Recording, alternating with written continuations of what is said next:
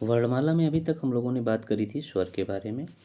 अब बात करते हैं व्यंजन के बारे में। व्यंजन किसे कहते हैं? तो जिन वर्णों का उच्चारण स्वरों की सहायता से किया जाता है उसे व्यंजन कहते हैं।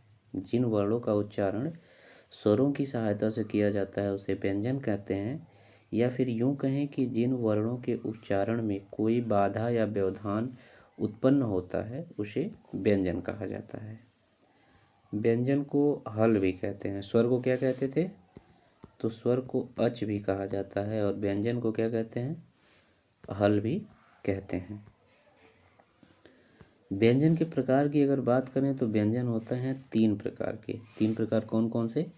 स्पर्शी व्यंजन, अंतस्थ व्यंजन और ऊष्म व्यंजन।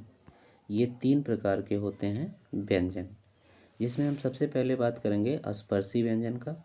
इस स्पर्शी व्यंजन को वर्गीय व्यंजन भी कहा जाता है।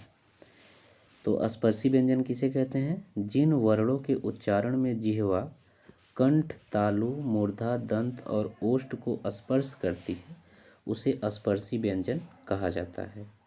मतलब ऐसे वर्ण जिनके उच्चारण में जिह्वा कंठ, तालु, मूर्धा, दंत और ओष्ठ को स्पर्श करे उसे स्पर्शी व्यंजन कहा जाता है। स्पर्शी व्यंजन को वर्गीय व्यंजन भी कहते हैं। इसे क से लेके म तक सभी अक्षर आते हैं। स्पर्शी व्यंजन के अंतर्गत क से लेके म तक के सभी अक्षर आते हैं, और इसे 5 वर्गों में विभाजित किया गया है। वो 5 वर्ग कौन कौन से हैं? क वर्ग, च वर्ग, ट वर्ग, त वर्ग और प वर्ग।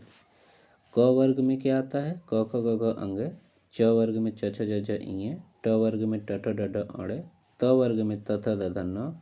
और प वर्ग में प फ ब भ म। अगर इनके उच्चारण की बात करेंगे तो क वर्ग का उच्चारण होता है कंठ से, च वर्ग का उच्चारण होता है तालु से, ट वर्ग का उच्चारण होता है मूर्धा से, त वर्ग का उच्चारण दंत से, और प वर्ग का उच्चारण होता है ओष्ठ से।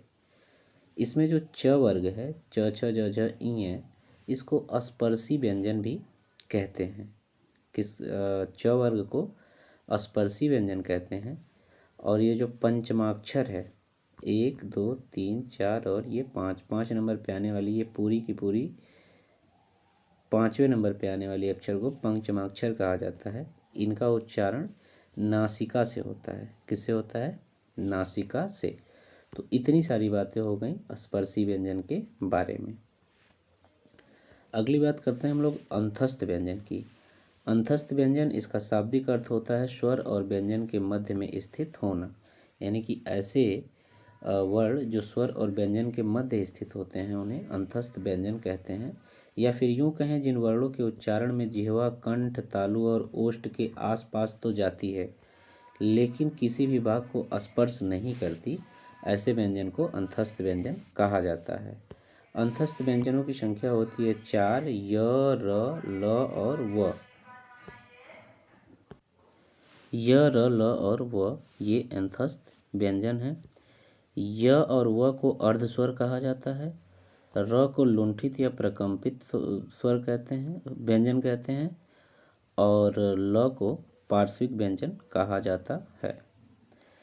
व्यंजन के तीसरे प्रकार की अगर बात करें तो इसे कहते हैं ऊष्म व्यंजन। ऊष्म व्यंजन किसे कहते हैं?